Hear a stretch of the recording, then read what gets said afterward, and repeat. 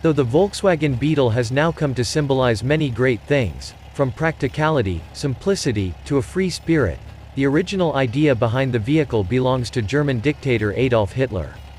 In 1933, he gave the order to Dr. Ferdinand Porsche to develop a Volkswagen, literally, people's car, in German. Hitler required a basic vehicle capable of transporting 2 adults and 3 children at log kilometer per hour, 62 miles per hour. The people's car would be available to citizens of the Third Reich through a saving scheme. The vehicle was only produced in small numbers during the war and under different names. The Beetle, as we know it, was mass-produced after the war in 1946.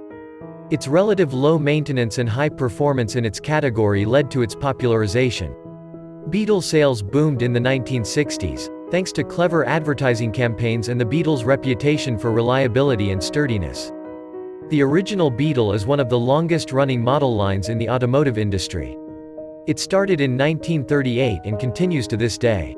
The newer, more modern-styled Beetles are frequently called New Beetle to distinguish it from the classic.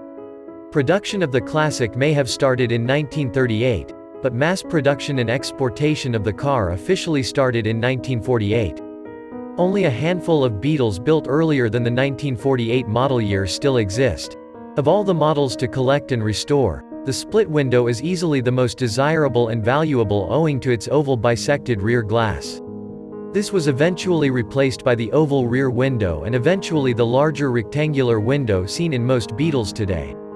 Aside from the unique rear window, other features such as the side vents, which brought cool air into the cabin, and semaphore turn signals, that pop out and blink when in use, are also unique to earlier models.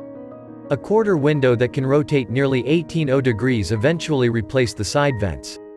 As for the semaphore, it was replaced with turn signals integrated into the headlights and, eventually, the close-iron, fender-mounted turn signal more frequent today.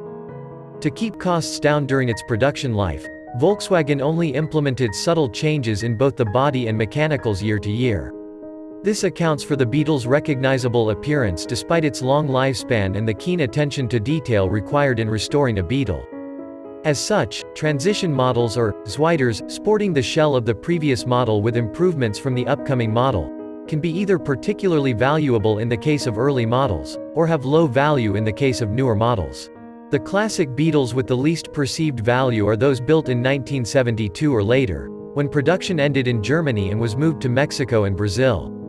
These cars were no longer deemed true German Beetles and their parts were a hodgepodge of various model years. In 1994, Volkswagen tasked J. Mays and Freeman Thomas to design an electric car that would warm people up to the idea of alternative means of propulsion. The two designers looked no further than a classic, '66 Beetle for inspiration. When it was unveiled in the 1994 North American International Auto Show as the Concept 1, a retro-themed concept car with a resemblance to the original Volkswagen Beetle, public clamor convinced VW to seriously consider it as a new offering. By 1997, it was launched as the new Beetle, based on the Golf's platform. In Mexico and Brazil, the classic Beetle was still being produced and offered alongside the new Beetle. By 2002, over 21 million classic Beetles had been produced. However, it was decided to end production by June 2003, owing to decreasing demand.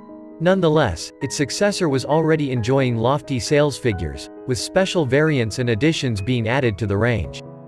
The new Beetle received minor updates in styling and features all the way up to 2010. By 2011, the model received a full change, giving rise to the A5 iconic Beetle we know today.